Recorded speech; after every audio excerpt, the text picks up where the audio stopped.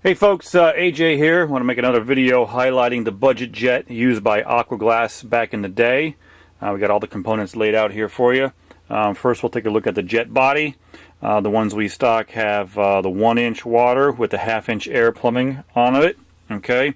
The wall flange is very unique. You can see how it has those 6-sided indentions back down there in the deep throat side of the wall flange. Okay, so if you don't see those 6-side indentions on that wall flange, this is not the jet for you. These are not your parts. Okay, so that's a very, very distinguishing factor, is to have those impressions down there deep in the wall flange of the tub, deep in the throat of the wall flange of the tub. Okay, now there is a special tool for that as well that we have as an option when you buy this jet body.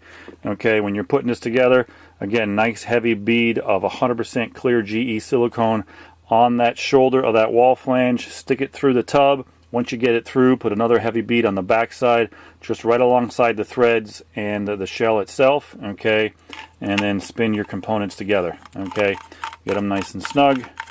Okay, any excess silicone that comes off on the front side here, wipe it off with your finger, then get a paper towel and then clean it up with some rubbing alcohol. On the back side, you want to make sure you leave all that excess silicone there, maybe even add some more on that back side.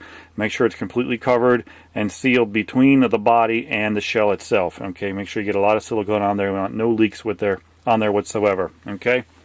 Now, another distinguishing factor that this budget jet has is it has a spring on the inside for the eyeball. Now, it's very, very hard to notice, but there is 2 different sides to this spring. Okay, there's a narrower and a little bit wider bottom side. You got to make sure you put the wider side of the spring into the jet like that. Okay, now the jet escutcheons and nozzles, we stock them in 4 different colors. We have the white, we have the biscuit, which is just a hair off white. We have the bone, which is a little bit darker, closer to almond. And then we have the chrome. Okay, so all those colors are available. You can choose upon checkout. Let's go back to putting this jet together. We got our spring in first, and then we put the eyeball in. Okay, and then the flange threads over it. Okay, and that spring is pretty tight, so hold that flange in there, and that goes over it like that. Okay, let's take a look at some of these dimensions. Get my digital micrometer out.